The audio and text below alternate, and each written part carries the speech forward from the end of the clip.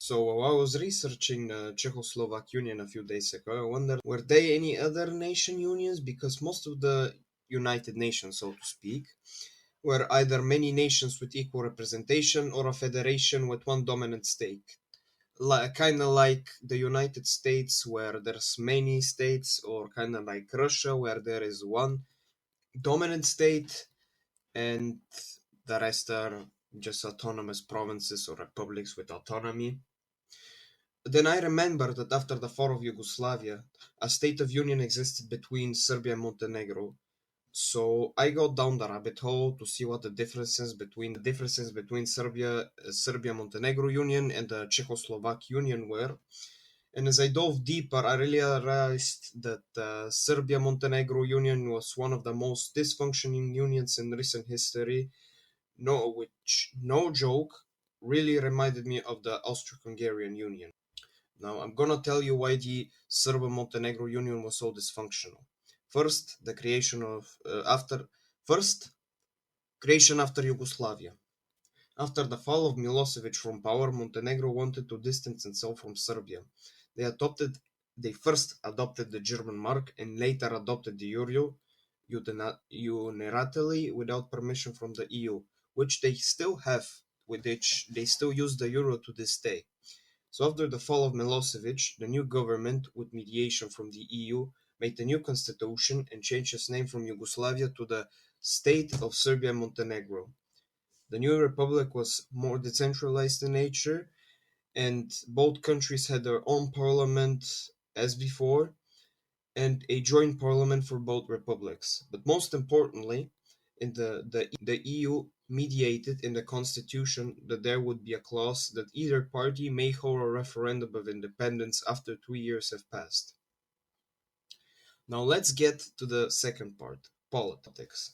While both countries had separate parliaments and had one joint parliament, the representation in the Union Parliament heavily overrepresented Montenegro. Serbia had 91 seats, while Montenegro had 35 seats.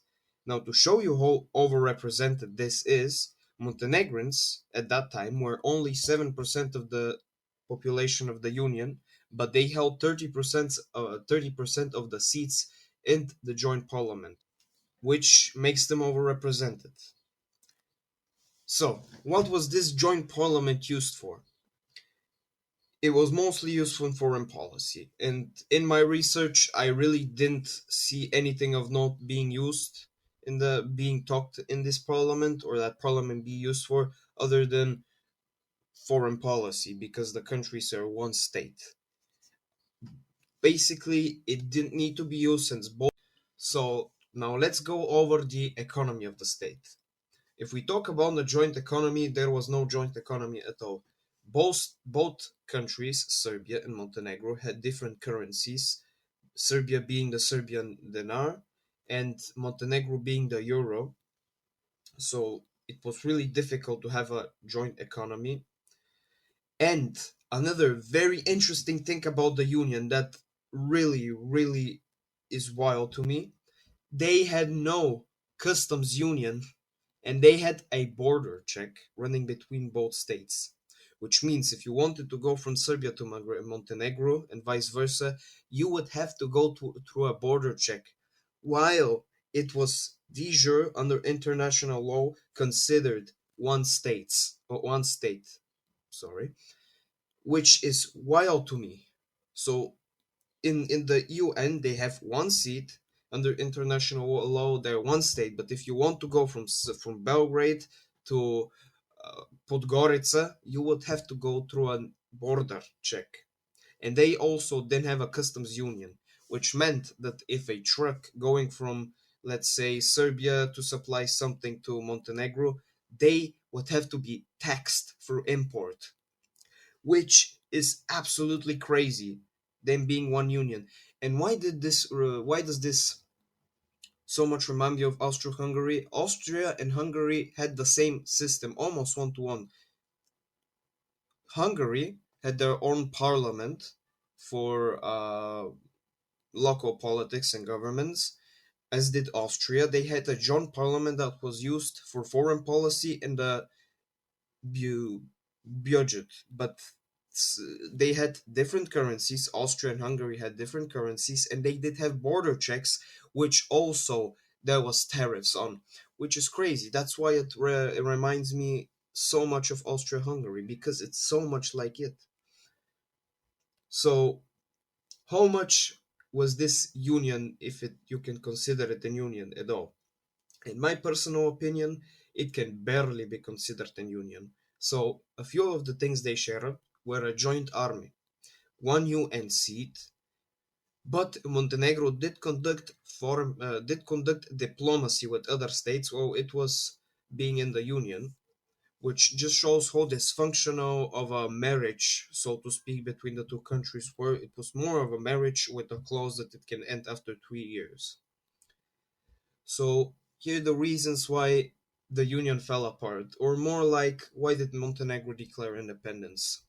To start, Montenegro really wanted to heavily distance itself from Serbia, and not just Montenegro. Montenegrins itself just wanted to distance themselves from Serbia. For the last decade, Serbia was under a dictatorship, isolated, fought two wars: the Kosovo Wars and the Yugoslav Wars.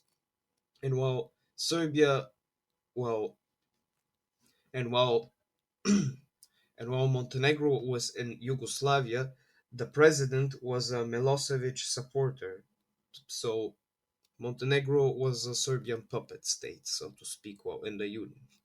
So it is really understandable that they wanted to go out as soon as possible so that they may follow their path rather than being dragged with Serbia, like the past decade, which has brought them nothing but misery, bombing, inflation, all of that. Montenegro was also more Western oriented compared to Serbia, as they used the euro and were looking forward to joining EU and most importantly NATO, which just a decade ago had bombed Serbia and had also bombed Montenegro, but not to the same extent as Serbia. So, to sum this up, the state was really dysfunctional, and I just found that really wild because tell me how many people know about this, And this is not an alternative history video. What if the union didn't collapse? Because if even if it didn't collapse, it was so dysfunctional. You can consider them two countries, you know. It was just so I really just wanted to make a video out of this because I found this so wild. I mean, I just wanted to add up that this union was more of a, how should I put it, a European mandate on Yugoslavia of whether Montenegro wants to keep being in Serbia or be independent.